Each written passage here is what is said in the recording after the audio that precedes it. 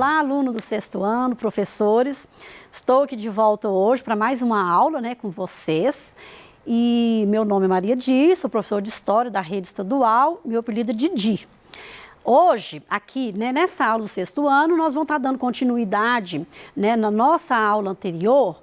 E hoje a gente vai estar vendo povos da Antiguidade e da América. É uma pincelada breve, porque não dá para estar, né, aprofundando muito nos temas, porque os temas são bastante amplos.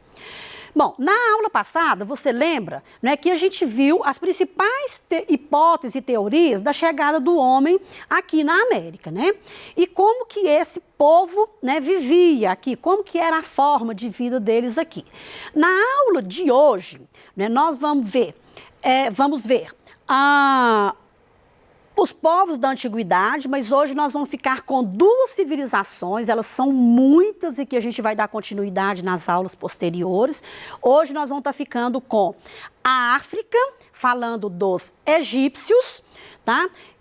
No Oriente Médio nós vamos estar falando da civilização mesopotâmica e vamos falar um pouquinho aqui, né, dos povos que estavam aqui na América antes dos europeus chegarem, que são os chamados povos pré-colombianos. Bom, eu fiz uma introdução aqui, né, para mostrar para você que a história antiga, né, ela sai lá do nosso período pré-histórico, que nós já vimos também em aulas anteriores, e ela entra, né, na história quando é dado que o homem descobriu a escrita. Essa escrita ela foi descoberta pelos povos sumérios, que são povos da Mesopotâmia, lá por volta do ano de 4.000 anos antes de Cristo. Aí então a gente fala que a gente saiu da pré-história e entrou para a história antiga ou as civilizações clássicas, né, da antiguidade. Como que essas civilizações se formaram? Nós vimos que, né, os povos pré-históricos eles foram tendo determinados desenvolvimentos, né, deixaram de ser nômades, passaram a ser sedentários com a questão da agricultura e claro que aí esses povos então, eles procuraram, né, lugares que eram bons para eles fixarem, para estarem desenvolvendo essa agricultura, né, e desenvolver, né, a agricultura que eles precisavam para a sua sobrevivência. Então a gente fala que com a fixação, né, dos grupos humanos num determinado local, né, nós tivemos a partir daí então a formação das grandes civilizações. Bom, sabemos que a África é um continente enorme, né? E dentro dele existe uma grande diversidade cultural.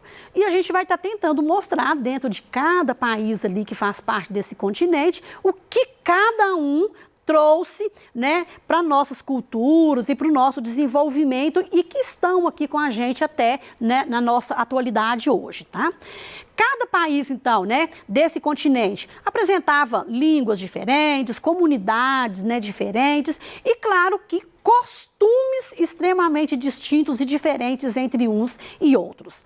A África, eu já coloquei em aulas anteriores também, que ela foi, né, dada que a África é o berço da humanidade, foi ali que surgiu os primeiros grupos humanos, tá?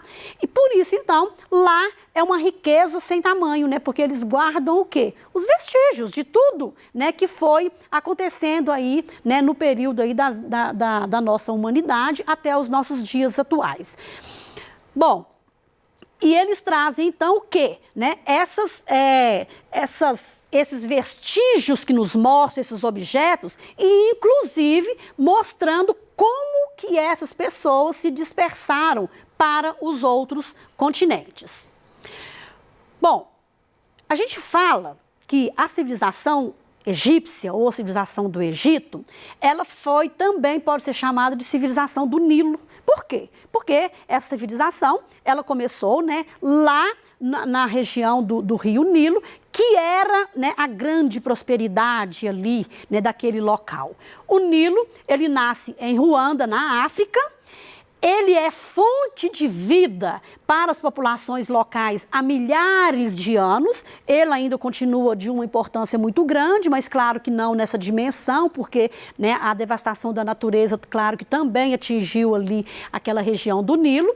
E aí, por isso, então, que naquela época a gente fala que, né, as suas margens foram formadas, né, por um longo período, inúmeras aldeias e que depois elas se tornam cidades.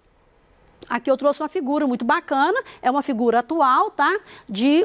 Aqui mostrando as margens do rio Nilo. Bom, como que era essa sociedade egípcia lá na época? Era uma sociedade estamental, ou seja, ela não tinha mobilidade social. Se eu nascia lá no topo da pirâmide, ali perto do faraó, eu permaneceria ali, mas também em contrapartida, se eu nascesse uma camponesa ou um artesão, um comerciante, provavelmente eu não teria como estar subindo hierarquicamente, né, nessa sociedade, tá? Então, aqui, um pouquinho só de cada um, né, muito brevemente. Os nobres e sacerdotes que estavam abaixo do faraó eram as pessoas que, né, faziam ali todo o trabalho dentro ali daquele império, daquele palácio, e os sacerdotes, claro, tomavam conta dos cultos, da parte religiosa e também da parte financeira, tá? Tudo que era doado nesses cultos, quem tomava conta eram os sacerdotes. Por isso, então, eles conseguiram guardar, juntar muitos bens materiais, tá?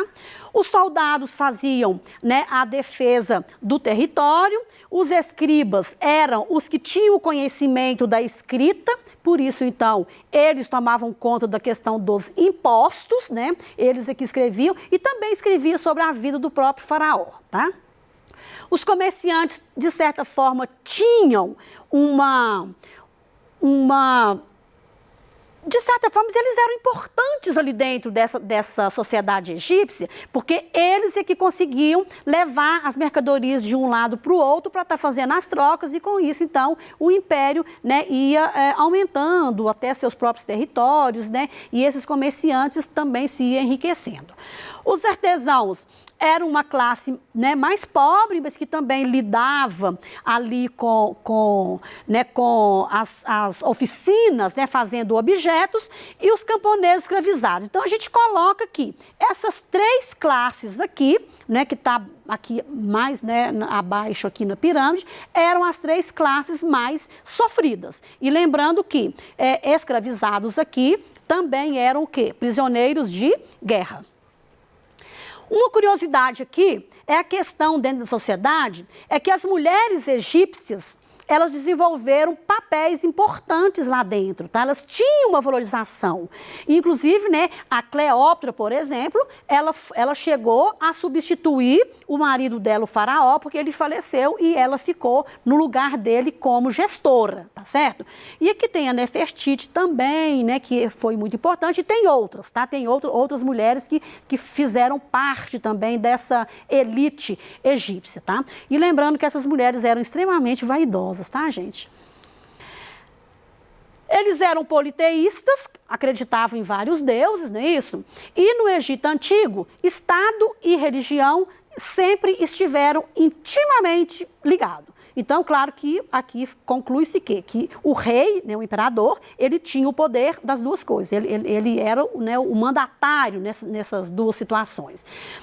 Eles explicavam os fenômenos da natureza, né, pela religião, e o faraó aqui, gente, ele era associado à divindade, tá? É como se ele fosse um deus, né, que vai ser diferente da outra civilização que a gente vai estar vendo. E aqui, então, tem o Ra, que é o deus sol, o Horus, deus do céu, e eu trouxe outros exemplos aqui, da Osíris, que é o deus da vida após a morte. A Ísis é a deusa da maternidade, da mágica e da fertilidade. Então, quando as mulheres queriam ter filhos e não estavam conseguindo, elas apegavam aqui com a Ísis para estar buscando ajuda. E uma coisa interessante, né, dos egípcios é que eles acreditavam na vida após a morte. Com isso, então, eles inventaram o processo de mumificação, porque eles achavam que mumificando né, os cadáveres, eles teriam condições de estarem voltando, né, para a terra, porque eles acreditavam na vida após morte, tá? Aí eles purificavam, essa mumificação é uma forma de purificar, né, aquele cadáver, tá? A civilização mesopotâmica também nasceu no meio de dois rios, que foi o rio Nigro, o rio Tigre e o rio Eufrates, que hoje está lá no atual território da Turquia.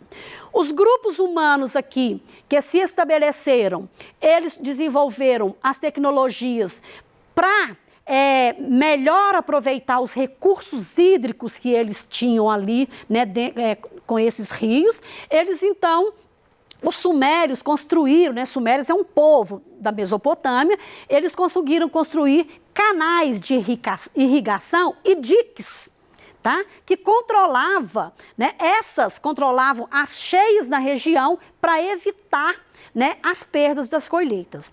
Quando faltava água, eles conseguiam buscar água. Quando tinha água em excesso, eles davam um jeito lá de fazer, e aí então esses diques, né, eliminava a água para eles estarem colhendo o que tinha plantado.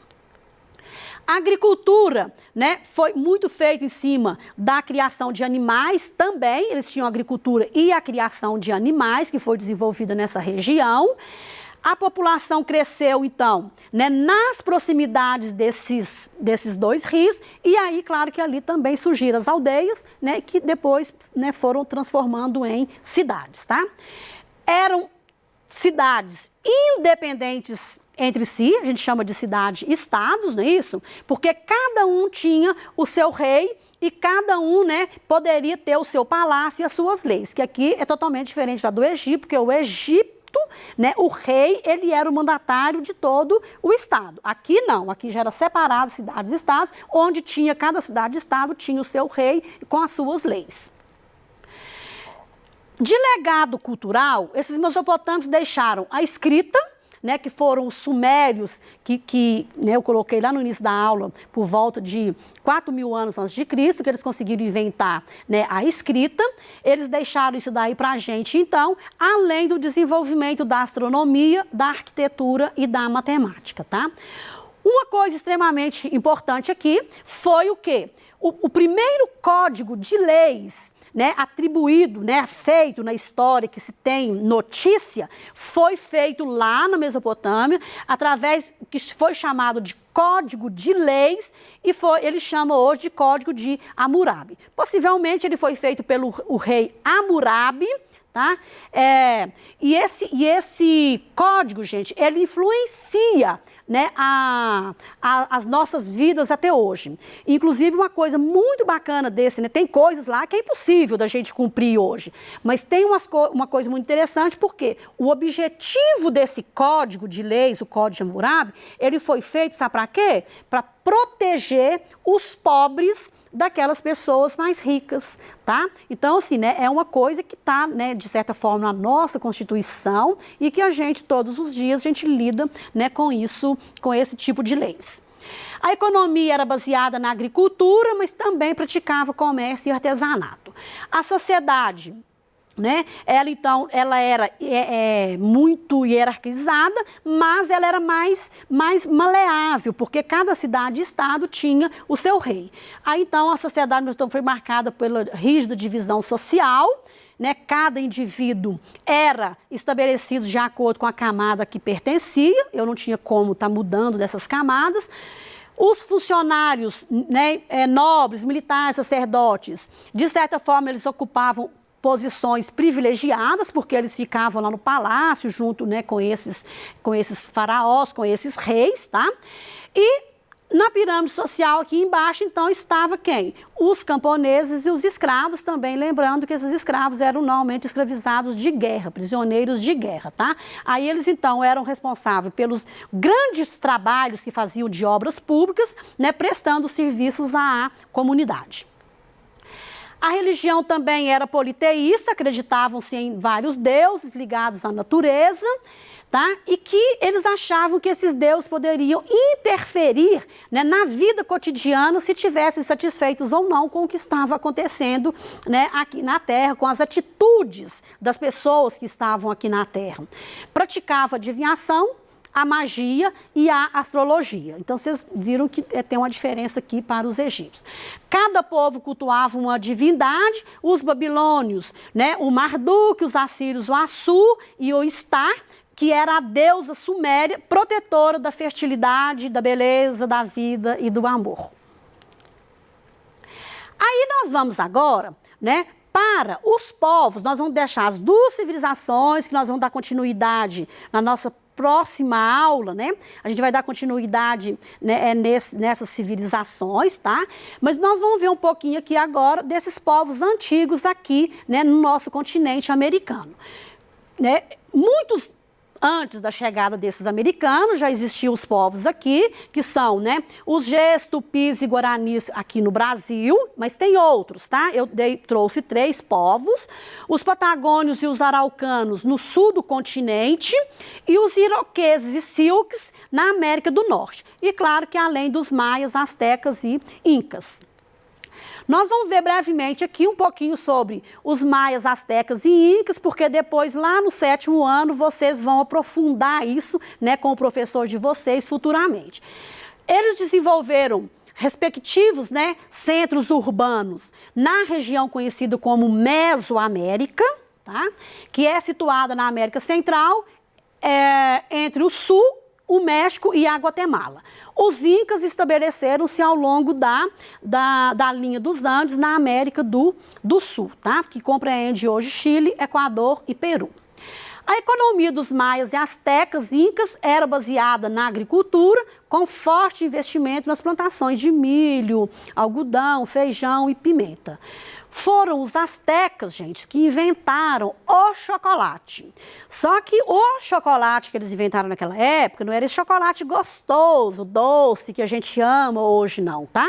O chocolate que eles inventaram era uma bebida amarga e que era sempre oferecida aos deuses. A sociedade maia, asteca e inca, né, eles eram organizados, tá certo? Em hierarquias, né, que eu já coloquei, que hierarquia é você, né, nasce lá no topo da pirâmide, possivelmente você que nasceu ali lá no pé da pirâmide, muito dificilmente ele vai conseguir tá chegando, né, tá subindo de posição nessa hierarquia, né, social. E ela era sempre encabeçada, né, essas sociedades das 3 civilizações, encabeçadas por nobres, sacerdotes e guerreiros.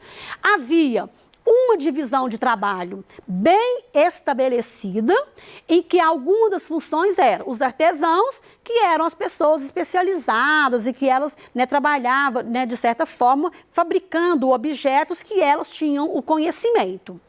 E tínhamos também os comerciantes, os camponeses e os escravizados, que eu repito que escravizados aqui, que eram os prisioneiros de guerra. Dentro da cultura, religião e conhecimentos, os maias, incas e assim como os astecas, então eles eram politeístas, as suas divindades estavam todas ligadas à natureza. O Império Maia, ele construiu, né, dentro dos seus conhecimentos, escadarias, pirâmides com escadarias, inclusive eu trouxe até uma imagem aqui que mostra perfeitamente, né, prova de que esse povo, né, possuía grande conhecimento, gente, em engenharia e arquitetura, tá?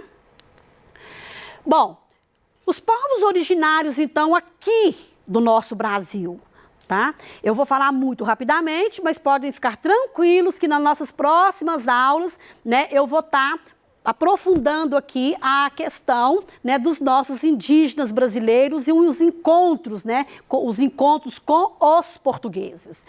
Os territórios, então, que hoje formam o Brasil, eles foram ocupados por diversos povos, caçadores, né, e coletores, que a gente chama de nômades, tá? Dentre eles estão os tupis, os pataxós e os nambiquaras, tá? Lá no litoral de Santa Catarina, né, Paraná e São Paulo.